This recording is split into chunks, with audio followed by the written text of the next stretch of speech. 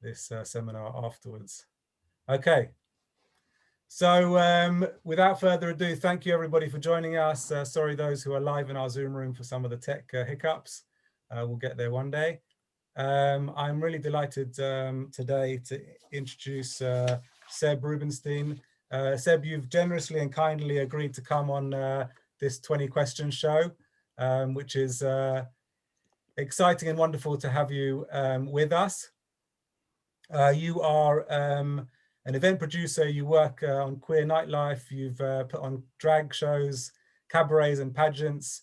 You're somebody who grew up in our wonderful Noam youth movement, and you've been part of the Masorti community for many years.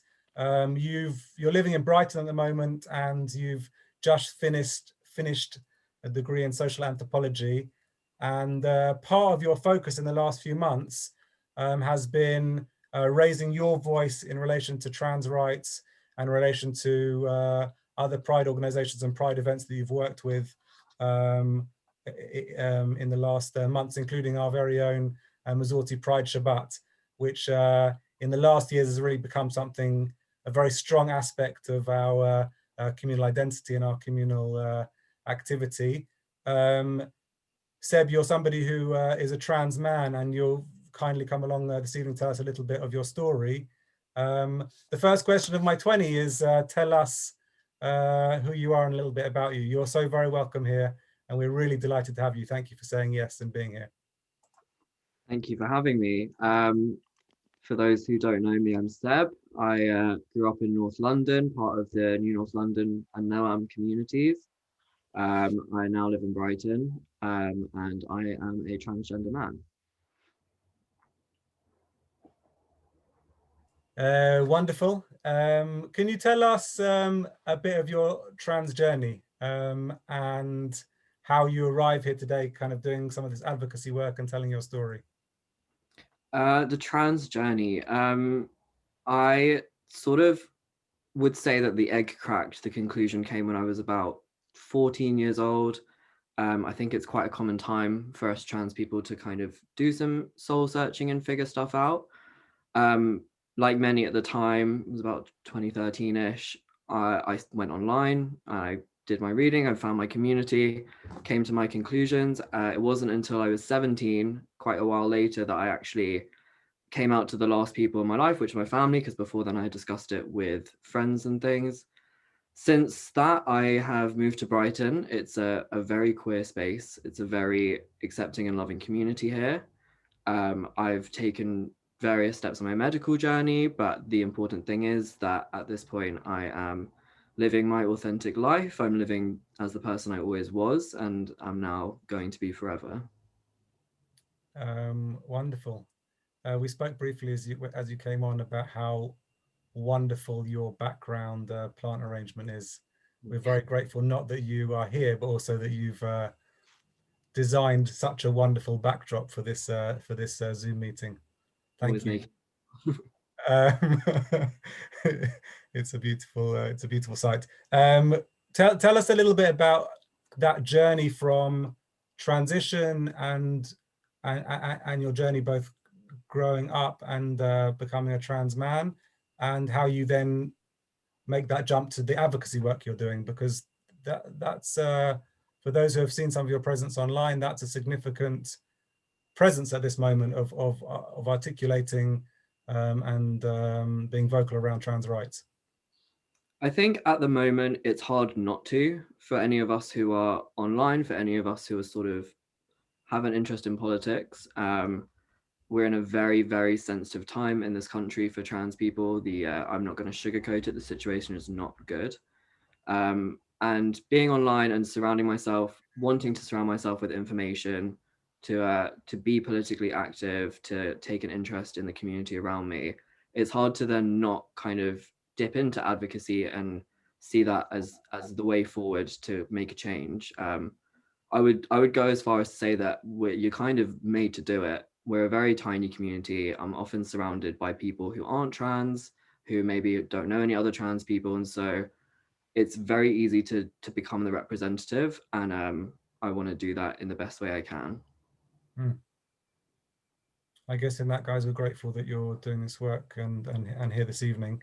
In that framework of advocacy, is there a message that you have to offer for anybody out there watching this now or watching this later who's questioning their gender or supporting somebody who's questioning their gender? For people who are questioning their gender, my advice is there's no pressure. It's a personal thing and it means a lot less than maybe we've come to believe. The important thing is to do what you need to be happy.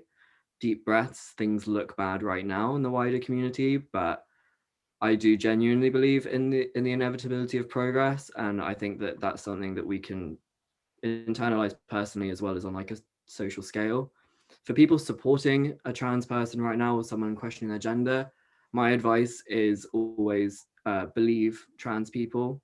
When we tell you who we are and what we need and where we want to be, it can be really difficult for people to overcome the disbelief. Don't try and understand, because I don't think it's not even something we can really articulate. It's just something that is, and I think that the key to it is to believe and to listen, to not try and figure out what's going on, but to just use the resources around you. There are amazing charities and professionals out there to help support. But like my overriding message is people need to believe trans people when we tell you who we are. Thank you. Is there, I guess you mentioned progress. Is there another, other than being believed, is there another kind of key aspect of what it is to make progress in relation to trans rights? It looks different to different people. I think that there is a huge effort. The main thing that's being attacked for us is a huge effort against our quality of life. And I think that for people questioning their gender and people who are transitioning or are trans, it's really important, and it is really a protest to create a life that you can enjoy, to create a life where you are not harming yourself or others around you, but also that you have autonomy, that you have freedom and safety and access to what you need to. Which Okay, is good. done. Go on, say again. Easier said than done, but yeah, easier said than done. Easier said than done for all people, all peoples.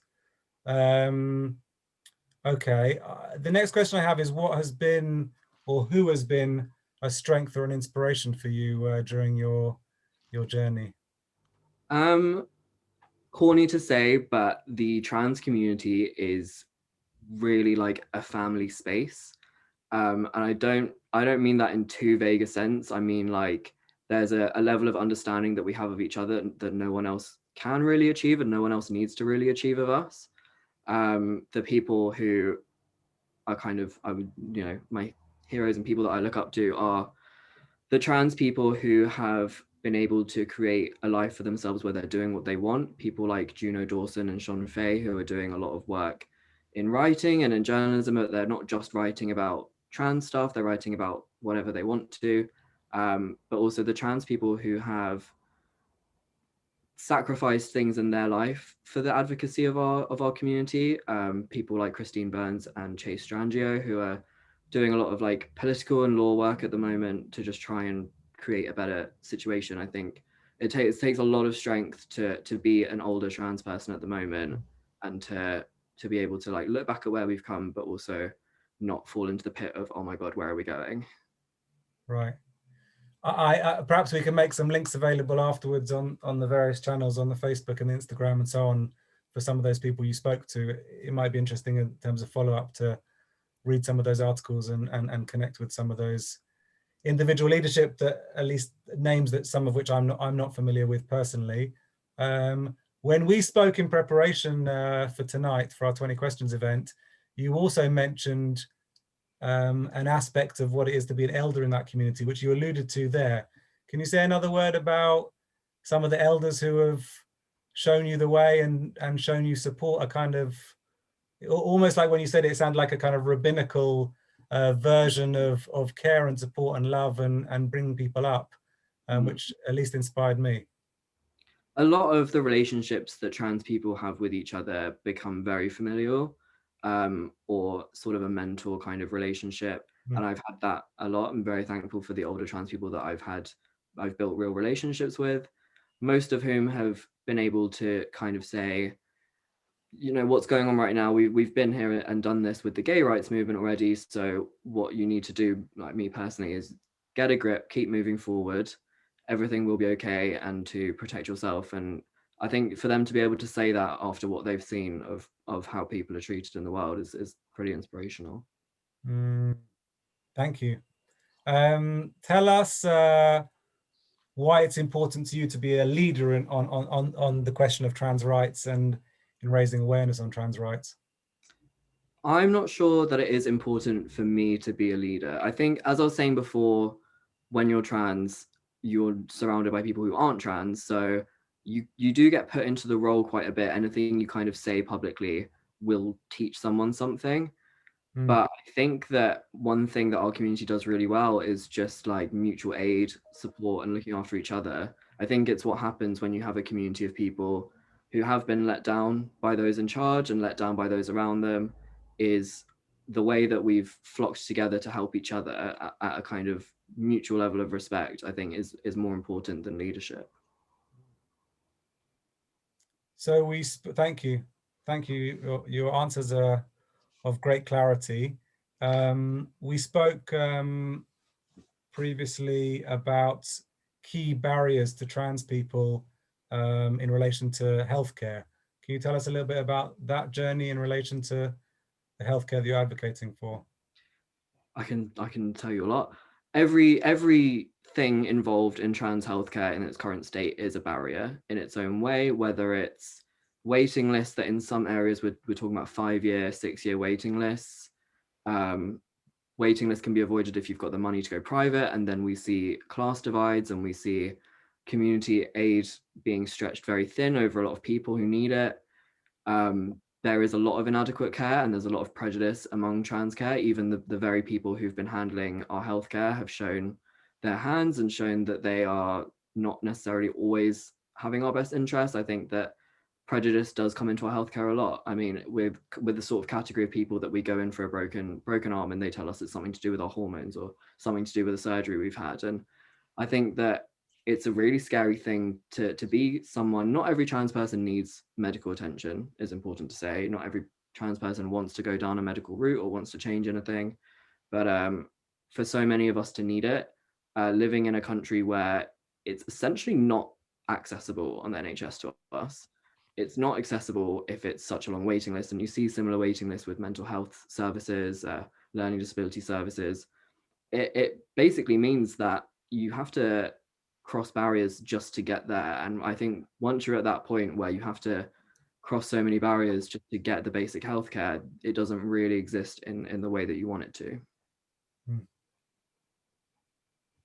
Okay, thank you.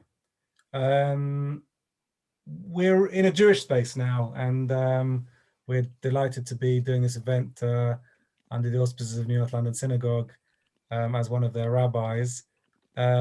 What's a message that you have for the Jewish community on these questions? I would say that when it comes to intersectional things like different communities, we're not really different communities. I mean, there are trans people who happen to be Jewish, there are Jewish people who happen to be trans, of various identities and various sort of different Jewish sects and stuff. So the first thing would be don't think of us as some abstract community outside of your own, because we mix. The other thing is, I think that there are helpful comparisons to be made in the state of politics in the UK, the attitudes towards Jewish people and towards trans people. There's a lot of overlap. I mean, our history is so intertwined all the way back to Nazi book burning. A lot of that was to do with the research into sexology, the research into transgenderism. So even as way back in the 30s, some of the biggest traumas of our community, it's entirely interlinked. Great. Can you give us a rundown in a few words of intersectionality? Intersectionality is the idea that like the different parts of different issues and different identities, it all adds up when you're looking at an individual person. So the intersectionality between Judaism and trans people is that there are Jewish trans people and they feel the positives and the negatives from both of those identities. And that's something that both communities need to bear in mind. I mean, there is transphobia in the Jewish community and there is anti-Semitism in the trans community. And it's important for everyone to remember that these spaces, when you're in a trans space, it's not just trans people. You have trans people of different faiths and backgrounds and colors and wealth. And it's the same in the Jewish community. Thank you. Thank you. You continue to give us answers with a great deal of clarity. Tell us a few words about growing up and how this story of perhaps your younger years impacts on who you are today. I have both the benefit and the pros and the cons of not having transitioned as a child. Everything I was as a kid, I am now. I was a little shit. I was stubborn, a bit strange, very creative, and I still am all those things. I think it's important for me personally that I'm not a different person than I was. Obviously, everyone is to some extent a different person to what they were as a child. But I just had a normal childhood. I think most in the Jewish community would look at my childhood and recognize it and feel familiar with it. And it's just another reminder that there's not that many differences between different people. Thank you. My next question was about transformative moments. Is there one transformative moment that you can share with us that shaped who you are today? There isn't one, there's a series. It goes back to what I was saying about healthcare and barriers. I think the most character building moments in my life have been those barriers that I've felt, whether it's having my time on the waiting list prolonged by the mishandling of my referral. I've had prescriptions kept from me. I've had issues accessing surgery. I took some time out of uni and I was meant to be waiting to graduate until I got surgery, and that adds time. And then even when I booked surgery, COVID came along and pushed it back. And like those moments are really isolating because no one really gets it. Not many people really get it. Obviously, there's things to discuss with other trans people that they understand, but no one can really understand the personal connection that you have with your healthcare and that you have with the medication that you need and what you need to be happy. And I think that like that series of moments that I will probably continue for a very long time for a lot of people, it forces you to only rely on yourself, to be able to ask for help, but to understand that like this is on you, it's your determination. The means of it are completely out of our control. Our healthcare is out of our control as trans people often. So it's about being able to kind of like pick yourself up, let yourself grieve, but pick yourself up and keep going. And really just a self-reliance attitude that I have now. I guess and that comes across in terms of some of our conversations before today of somebody who has journeyed on your own steam in many ways, and then also somebody who's able to at the same time identify the modes of support and the structures of support that you've enjoyed in that journey. I guess that's a very happy balance, or a very good balance to find between embracing support and also being able to be self-sufficient in that way.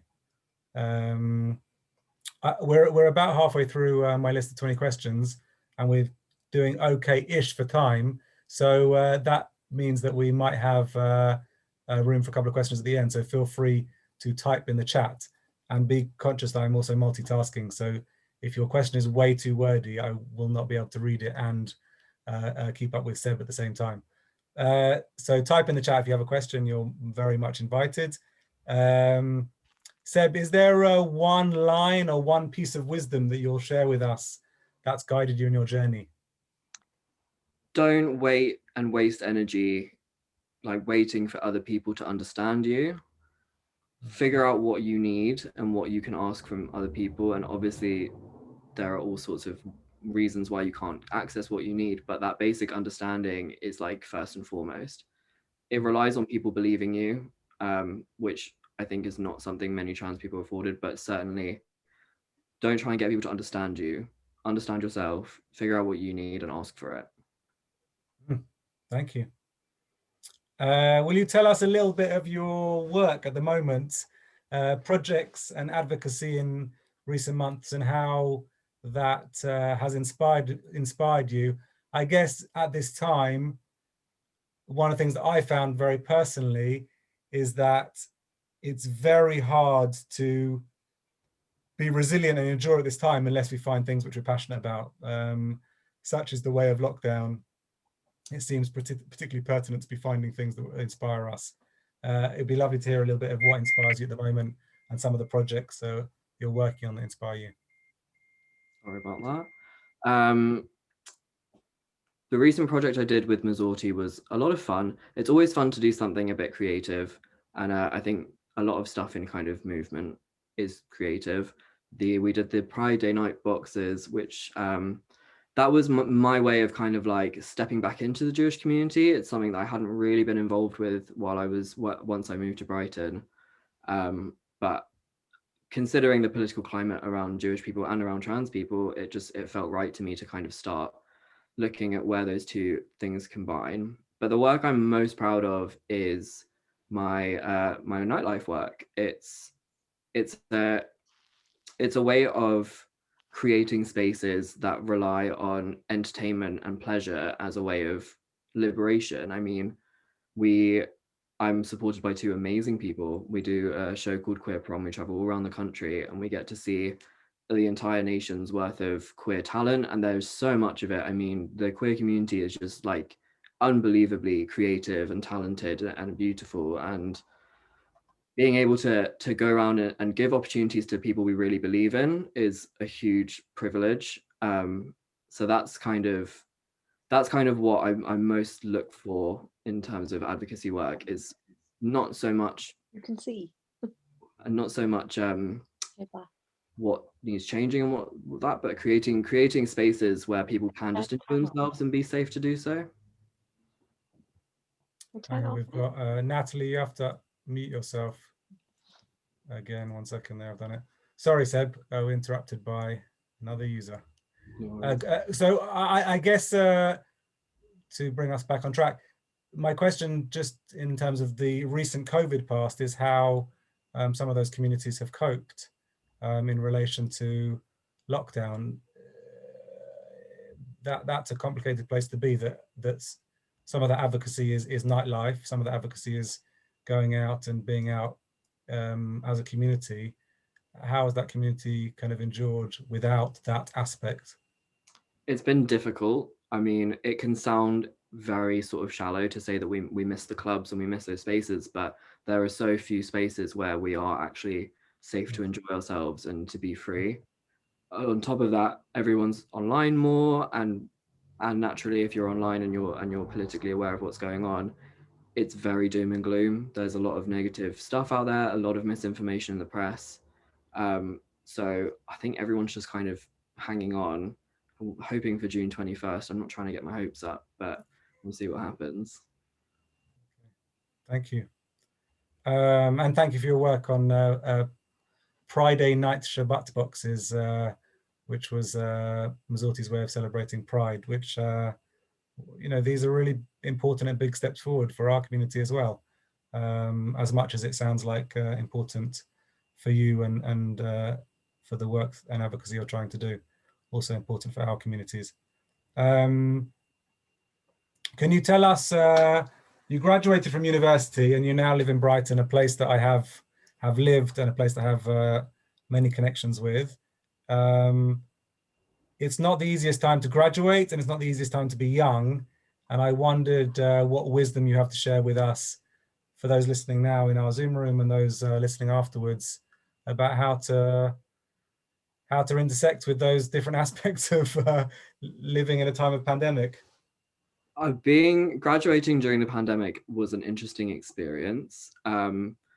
I don't want to go as far as to say blessing as well as a curse. Obviously, having a lot more time to do things is great, but being kind of robbed of face-to-face teaching, and when I was graduating was just as people were adapting. So I finished last summer.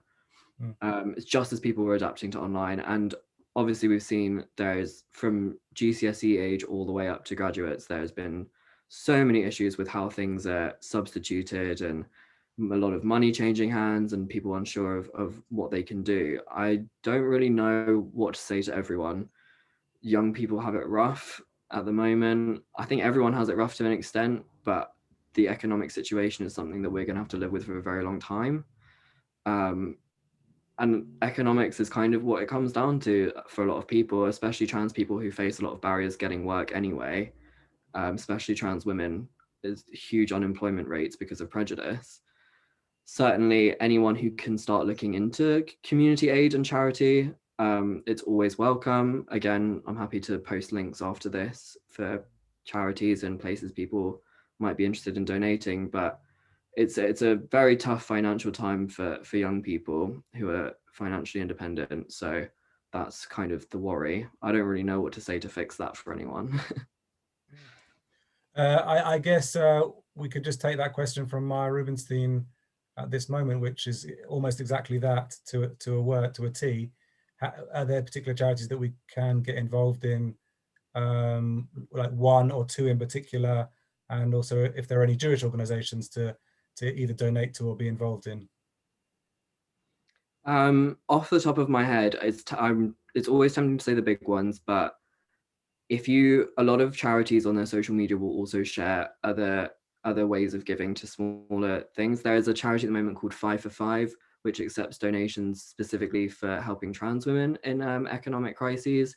It's like individual giving, so it's a bit kind of more direct than giving to one big charity. Another charity, Gendered Intelligence, they do a lot of work with young people, and young trans people are one of the most like attacked demographics at the moment. I could go into it, but I won't.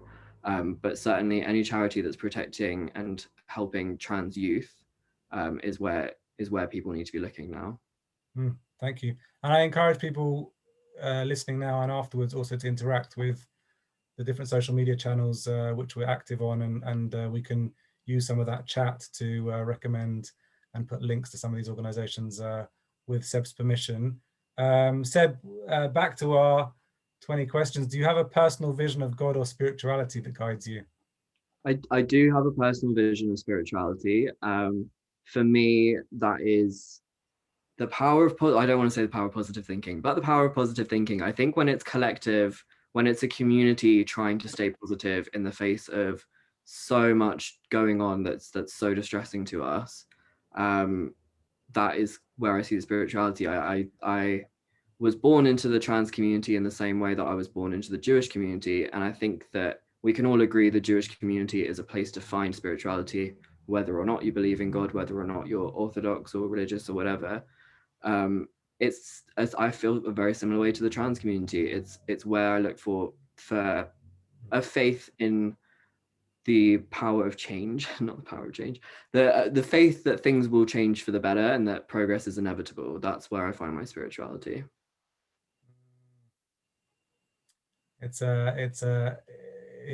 pertinent to where we are in our Torah reading at the moment about that aspect of communality, which is simply about building collective beauty and building collective belonging, and that is the beginning of spirituality and finding spiritual presence.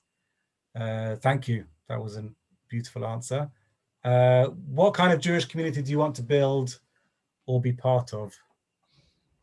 I like the Jewish community a lot. There's a lot to do, though. I'm going to be frank.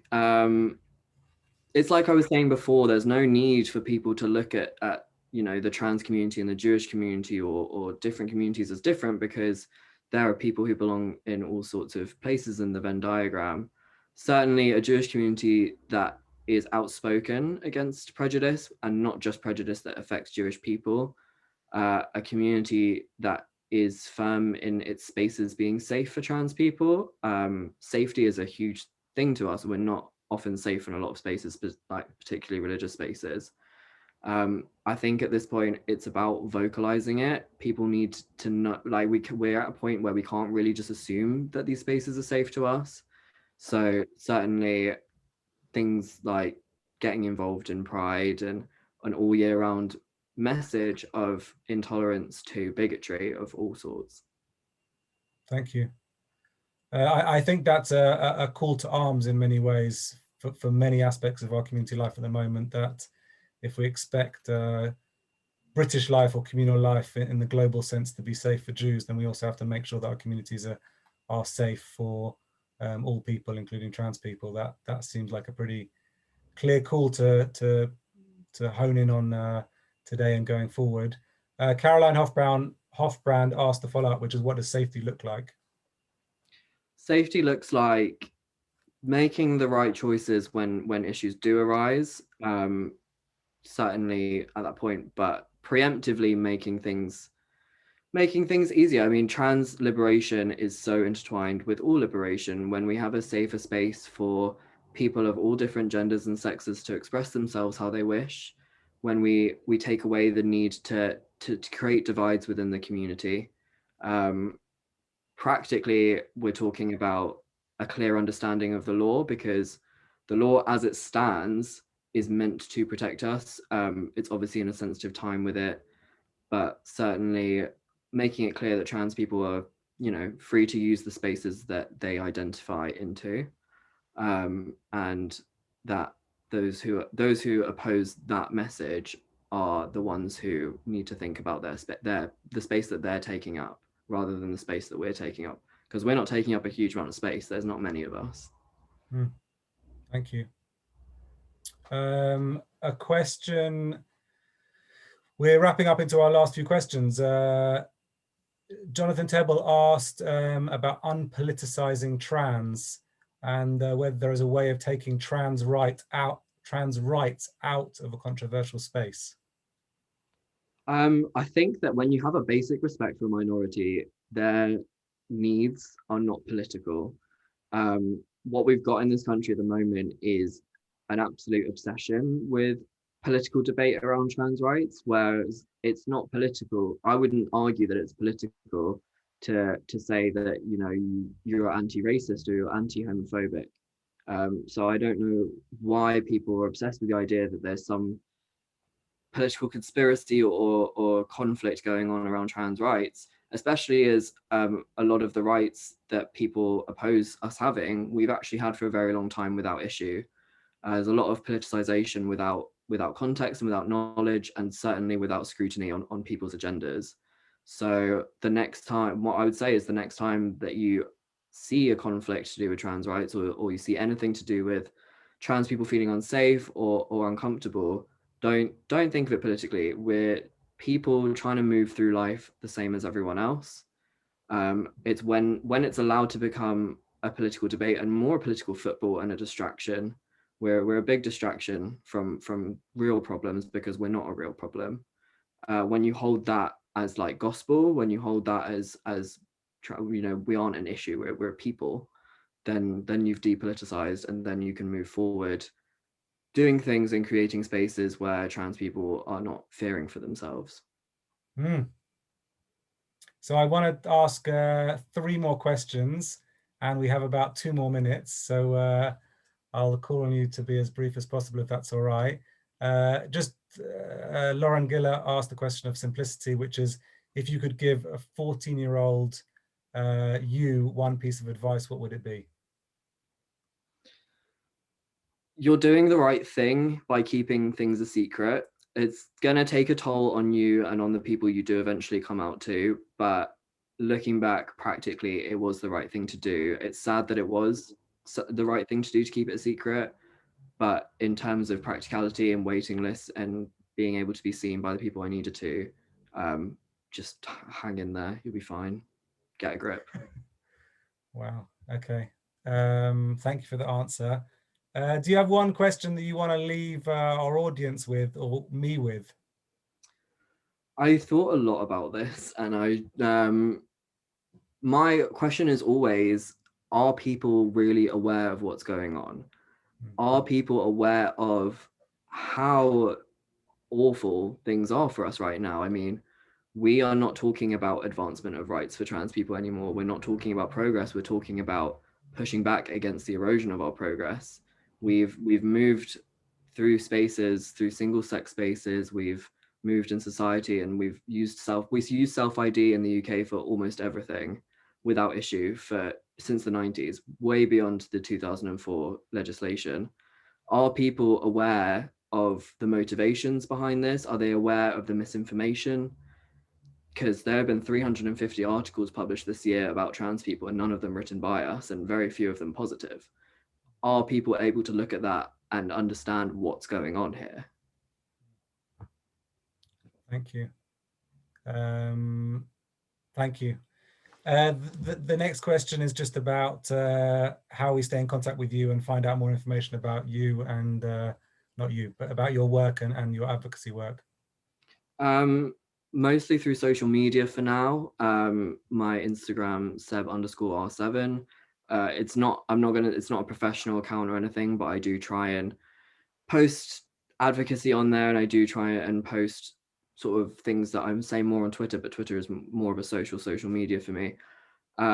Certainly following Queer Prom UK on Instagram, we try and use that account as much as possible, not only to advocate for ourselves, but for others too. But my advice would be to go and follow other people, older trans people. I'm happy to publish a list maybe on my Instagram later of people to follow who are getting the facts straight, because the facts are not being put out as they should be in the broader media. Thank you. That just leaves me to thank you. We've done our 20 questions. It's been inspiring to work with you just in the last couple of weeks, to kind of reconnect with you and to have some pretty big conversations. I also thank you because in part this is new terrain for me in terms of presenting on trans rights and welcoming you as a guest. And I kind of framed a little bit of equivocation, a little bit of uncertainty with you as we've gone along, and you've held out open arms and said, as I interpreted, we're going to do this together and tell a little bit of your story and tell people in our community about trans and about trans rights. And we did it in 40 minutes, in 20 questions. I'm just very grateful for your bravery and for your clarity and for everything you're doing in your work right now as a young person during a pandemic, raising your voice in clarity, in light, in hope and in strength. I'll just give you a couple of final words if you'll take them, and then we'll close for the evening. Thank you, Seb. Well, thank you for having me. This is exactly what I wanted. I wanted to get back in touch with the Jewish community now that I've found my place in the trans community as well. So thank you for having me, for being open and respectful. It's really rare. And thanks for everyone for coming. Thank you so much.